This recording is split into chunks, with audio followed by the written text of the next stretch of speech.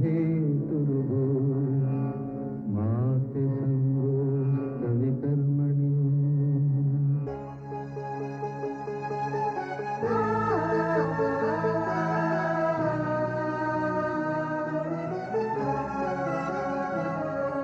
ये औरत है कुदरत का अनमोल तोहफा, ये ममता का सागर, मोहब्बत का दरिया है। हर नस्ल हर देश पर कर्ज इसका बनाया गया, त्याग को फर्ज इसका। मगर इसकी दुनिया ने कीमत न जानी, मगर इसकी दुनिया ने कीमत न जानी। अजब दास्तां है, अजब है कहानी।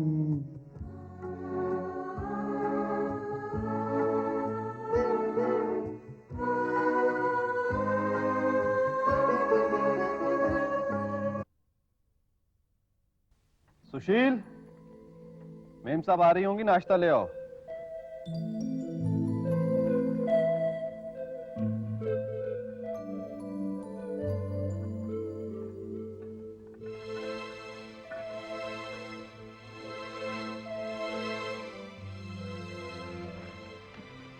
गुड मॉर्निंग भैया।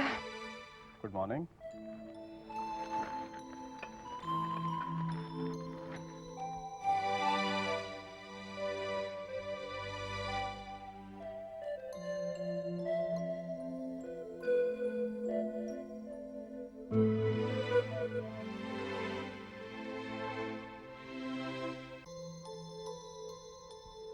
भैया चाय? क्या बात है भैया? हाँ, कोई बात नहीं। फिर उसी बात के बारे में सोच रहे हैं ना? किस बात के बारे में सोच रहा हूँ? निकी, जब मैं तुम्हें सगाई के लिए मना नहीं कर सका तो शादी के लिए कैसे रोक सकता हूँ?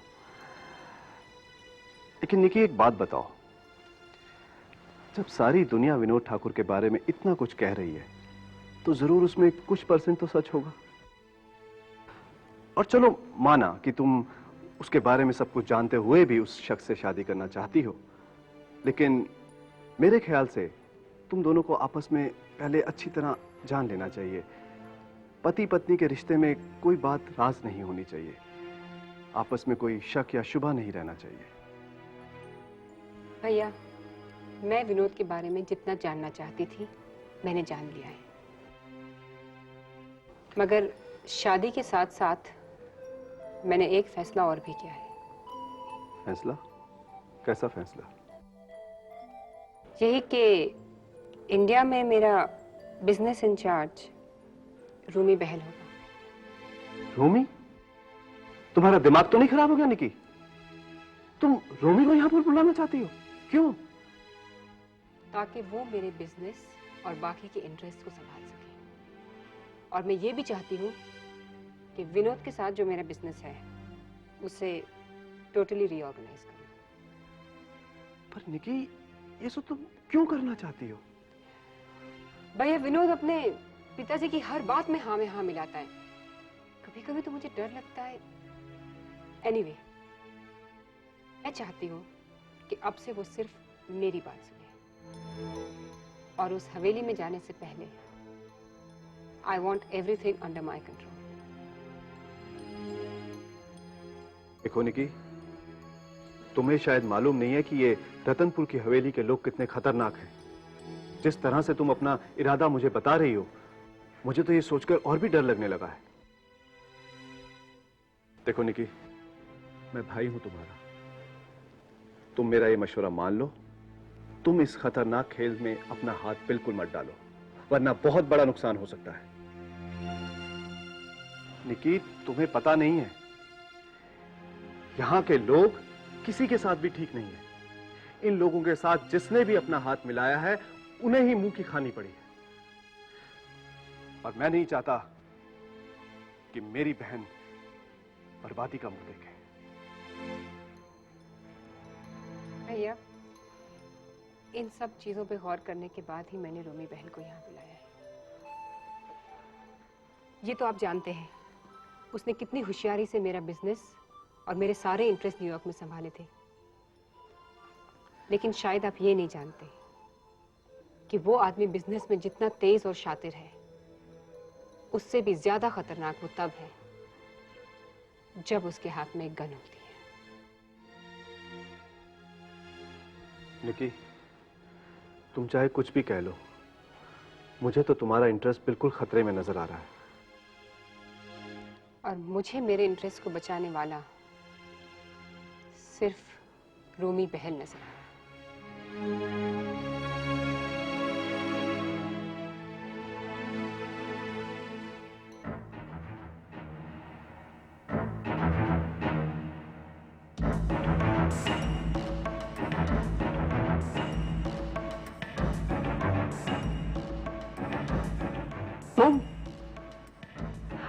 रोमी,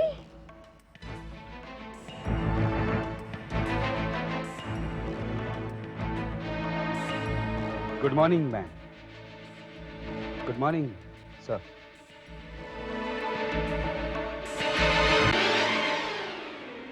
गुड मॉर्निंग।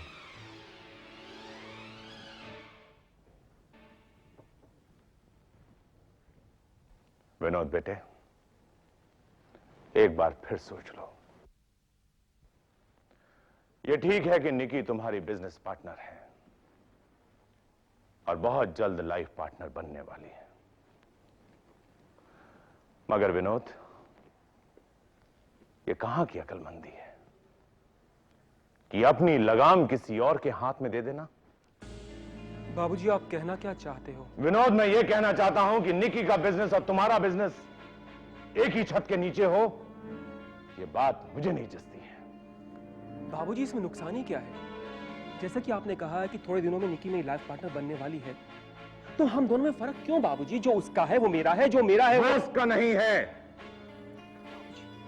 हाँ विनोद, यही बात सोचने की है। जो उसका है वो तुम्हारा है, लेकिन जो तुम्हारा है वो उसका नहीं है। जिंदगी के रिश्ते अलग होते हैं, मगर बिजनेस के रिश्ते बिल्कुल अलग होते हैं। और एक बार जब बिजनेस के रिश्ते में दरार आती है तो जिंदगी के रिश्ते तो टूटते ही हैं, मगर बिजनेस बिल्कुल चौपट हो जाता है। वो कहावत है ना, सांझे की हांडी चौराहे पर फूटती है। मगर बाबूजी, आप ये भूल रहे हैं कि ये बिजनेस लाइफ पार्टनर के बीच हो रहा है। थोड़े दिनों में निकी के साथ मेरी शादी होगी और वो मेरी पत्नी होगी और आपकी बहू। विनोद,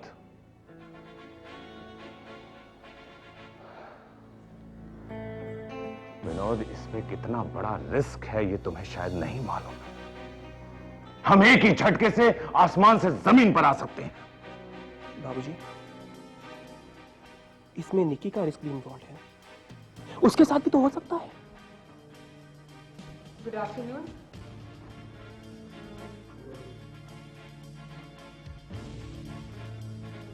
हेलो निकी।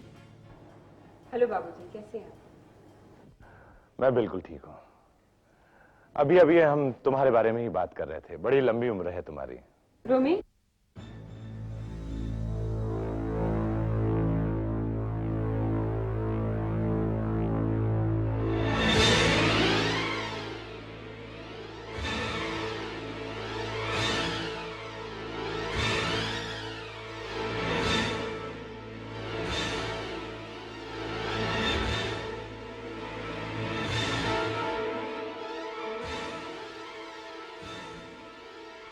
कम। बाबूजी, ये रोमी है, मेरी न्यूयॉर्क की ऑफिस यही संभालते हैं। ये मेरे होने वाले father in law Thakur Rudra Pratap Singh. बहुत खुशी हुई आपसे मिलकर। मुझे भी खुशी हुई। Mister Vinod Thakur, my fiancee. Glad to meet you. बाबूजी, मैंने रोमी को खास तौर से न्यूयॉर्क से बुलवाया है। He is a very capable man. जिस तरह से इन्होंने मेरे न्यूयॉर्क का ऑफिस संभाला, मैं इनकी जितनी तारीफ करूं कम है। Plus he has my best interest at heart. मैंने ये फैसला किया है कि मेरे मुंबई का ऑफिस भी यही संभालेंगे। क्या बात है, लगता है आपको खुशी नहीं हुई?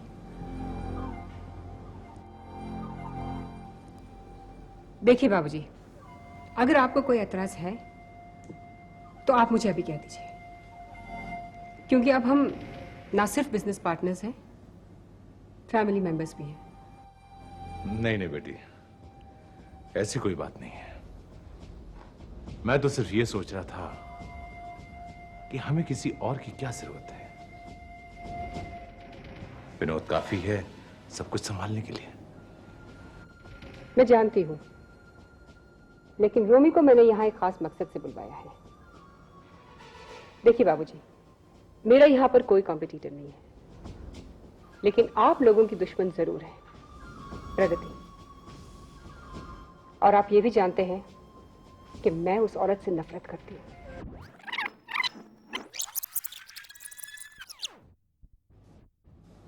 मैंने ये फैसला किया है कि मेरे मुंबई का ऑफिस भी यही संभालेंगे।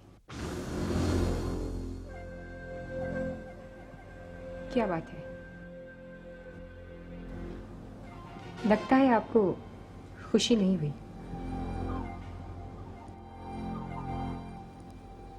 देखिए बाबूजी, अगर आपको कोई एतराज है तो आप मुझे अभी कह दीजिए, क्योंकि अब हम ना सिर्फ बिजनेस पार्टनर्स हैं, फैमिली मेंबर्स भी हैं। नहीं नहीं बेटी, ऐसी कोई बात नहीं है। मैं तो सिर्फ ये सोच रहा था कि हमें किसी और की क्या जरूरत है। विनोद काफी है सब कुछ संभालने के लिए। मैं जानती हूँ, लेकिन रोमी को मैंने यहाँ एक खास मकसद से बुलवाया है। देखिए बाबूजी, मेरा यहाँ पर कोई कॉम्पिटिटर नहीं है, लेकिन आप लोगों की दुश्मन जरूर है, प्रगति। और आप ये भी जानते हैं कि मैं उस औरत से नफरत करती हूँ। जब तक मैं उसे उसकी औकात नहीं दिखा देती, मैं चैन से नहीं रह सकती। और इस काम के लिए मुझे रोमी की बहुत जरूरत है, क्योंकि ये एक ऐसा शख्स है जो पत्थर को निचोड़े तो पानी निकाल देता है। Please Vinod, try and understand. देखिए विनोद साहब, निक्की जी का हर हुक्म पत्थर की लकीर है। मेरी जान जा सकती है, लेकिन इनका कहा टल नहीं सकता। मेरी बात पर भरोसा कीजिए। आज जितना भरोसा निक्की जी का मुझ पर है, मैं कोशिश करूंगा उतना ही भरोसा आप भी करें। ओके ओके, चलिए मेरे कैबिन में चलते हैं प्लीज।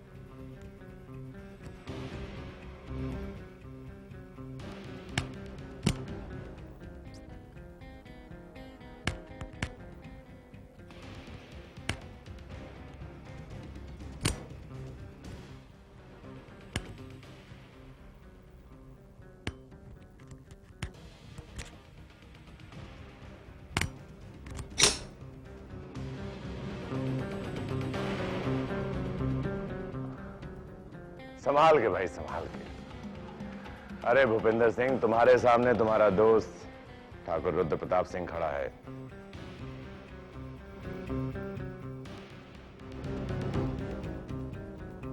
क्या चाहते हो? अरे ये क्या बात हुई? इतने दिनों के बाद मिले हैं, ना दुआ ना सलाम। सब ठीक तो है? नहीं, कुछ ठीक नहीं है। क्या बात है? घर में अकेले हो? बहन जी कहां गई हैं? नहीं है वो घर में, और ये सब तुम्हारे बेटे विनोद ठाकुर की वजह से हुआ है। ये क्या कह रहे हो भूपेंद्र सिंह तुम? मेरे बेटे ने ऐसा क्या कर दिया जिसकी वजह से तुम इतने नाराज हो?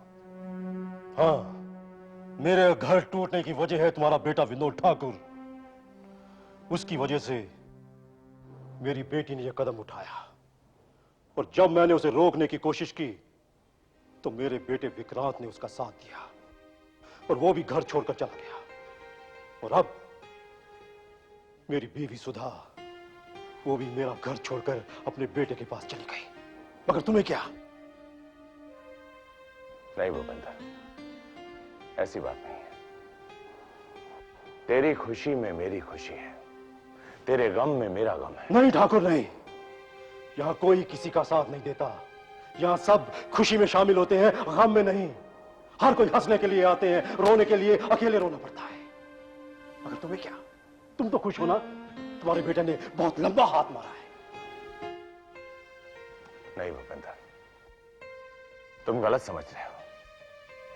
लंबा हाथ मेरे बेटे ने नहीं, बल्कि उस लड़की ने मारा है। क्या क्या कह रहे हो तुम? हाँ भूपेंद्र, मैं सच कह रहा हूं। मुझे तो उस लड़की से डर लग रहा है। उसने ऐसा जाल बिछाने की कोशिश की है कि अगर वो अपने मकसद में कामयाब हो गई तो ना जाने हम लोगों का क्या होगा। क्या किया है उस लड़की ने? भूपेंद्र, मुझे तो लगता है कि वो लड़की शायद प्रगति की भेजी हुई है, और मुझे यह भी लगता है कि ये सब चक्कर प्रगति ने चलाया है, क्योंकि जिस लड़की के साथ विनोद की सगाई हुई है उसका भाई प्रगति का बिजनेस पार्टनर है, और उसका बहुत अच्छा दोस्त भी है वो। अभी तो सारा बिजनेस विनोद के हाथ में है, लेकिन उस लड़की ने न्यूयॉर्क से अपना मैनेजर बुलवाया है, और उसका ये मैनेजर बहुत ही शातिर आदमी है। बिल्कुल ठीक कहा आपने, बिल्कुल ठीक कहा आपने। तुम समझा? तो तुम मेरे पीछे पीछे यहां तक चले आए हो। कौन है ये आदमी? भूपेंद्र, ये वही आदमी है जिसका मैं जिक्र कर रहा था। क्या? मैं वही आदमी हूं। यहां आने का मकसद? देखिए साहब, जिस लड़की ने मुझे यहां भेजा है वो मेरी बॉस है, और मैं अपनी बॉस का वफादार नौकर हूं। एक बात और बता दूं आपको, इनके साहबजादे विनोद ठाकुर की नजर मेरी बॉस के 200 करोड़ रुपए पर लगी है, और इसीलिए मुझे यहां बुलाया गया है। क्या बात कर रहे हो तुम? मैं जो कुछ कह रहा हूं सच कह रहा हूं। क्या निकी ने ऐसी बात करने को कहा है? जी नहीं, लेकिन ऐसी कोई बात नहीं की हमसे, बल्कि उसे तो यह भी नहीं पता कि आप उसके खिलाफ कोई खुफिया मीटिंग कर रहे हैं। यह बात तो सिर्फ मुझे पता है क्योंकि मैं आपके पीछे पीछे आया हूं। यहां कोई खुफिया मीटिंग नहीं हो रही है। ये गन नीचे रखिए, नीचे रखिए, और देखिए, हम अपने अपने पत्ते सामने रखते हैं और आमने सामने बैठकर बात करते हैं। भूपेंद्र सिंह, ये आदमी मुझे समझदार लगता है। क्या नाम बताया आपने? जी, रोमी बहल। ठीक है, बेहतर यही होगा कि हम लोग टेबल पर बैठकर बातें करें। ओके, आइए।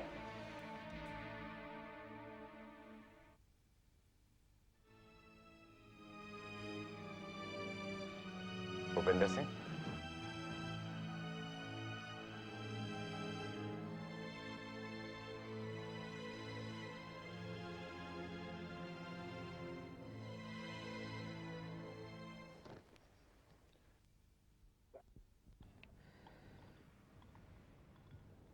प्रगति, मेरी तो ये समझ में नहीं आ रहा कि यहाँ पर कौन सा आदमी कौन सा खेल खेल रहा है। क्या हुआ हरीश भाई? कल तक तो मैं निकी को लेकर कितना परेशान था। विनोद ठाकुर से उसकी दोस्ती और उसके बाद रिश्ता, बिजनेस का भी और जिंदगी का भी। मैं तो ये सोच रहा था कि कब विनोद ठाकुर उसके भोलेपन का फायदा उठाकर उसे धोखा देगा। लेकिन जानती हो उसने क्या किया? निकी ने न्यूयॉर्क से अपने मैनेजर को यहां बुलवा लिया है। अच्छा, इसका मतलब है कि विनोद ठाकुर पर से उसका विश्वास उठ गया? विनोद ठाकुर पर तो उसे विश्वास करना ही पड़ेगा, उससे शादी जो कर रही है। तो फिर इस मैनेजर को बुलाने का मकसद? मुझे तो लगता है प्रगति, वो तुम्हें नीचा दिखाना चाहती है। ये जो मैनेजर है ना, ये बहुत ही शातिर और खाक किस्म का आदमी है। ये लोगों के माइंड करप्ट करने में भी बहुत माहिर है। ये तो रेत से तेल निकाल लेता है। लेकिन ये आदमी है कौन? क्या नाम है इसका? इसका नाम रोमी बहल है तो बहुत इंटेलिजेंट और निकी का बहुत वफादार भी है। निकी का इससे बहुत फायदा भी होता है। चलो, ये तो बहुत अच्छी बात हुई। कम से कम निकी उन बदमाशों के बीच अकेली नहीं होगी। और आपने उसके बारे में जो कुछ भी कहा, अगर वो सच है तो फिर वो निकी का नुकसान भी नहीं होने देगा। पर प्रगति, वो तुम्हारा नुकसान तो कर सकता है ना। हरीश भाई, मैं उसे देख लूंगी।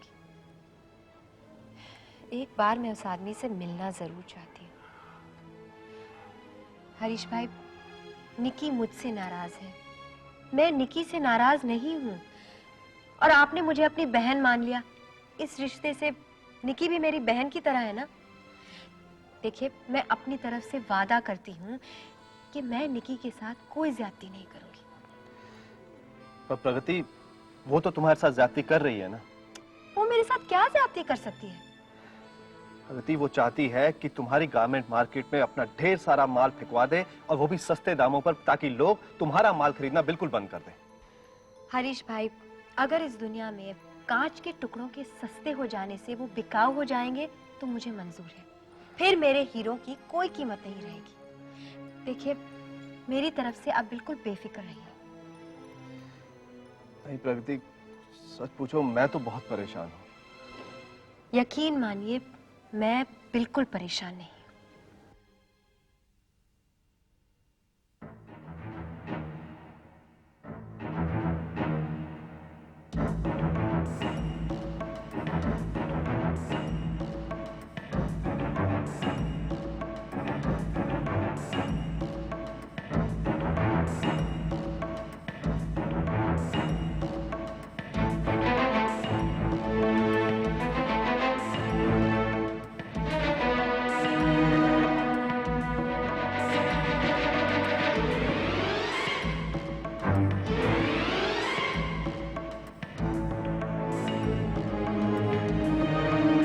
रोमी, गुड मॉर्निंग।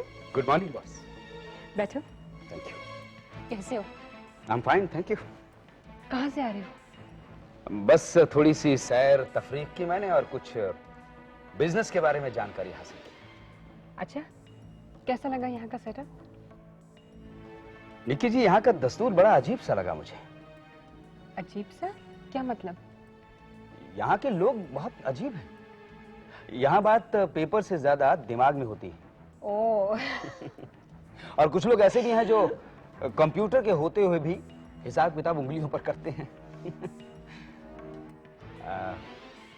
एक बात कहूँ आपसे, अगर आप बुरा ना माने तो। नहीं रोमी, मैं बुरा नहीं मानूंगी, कहो।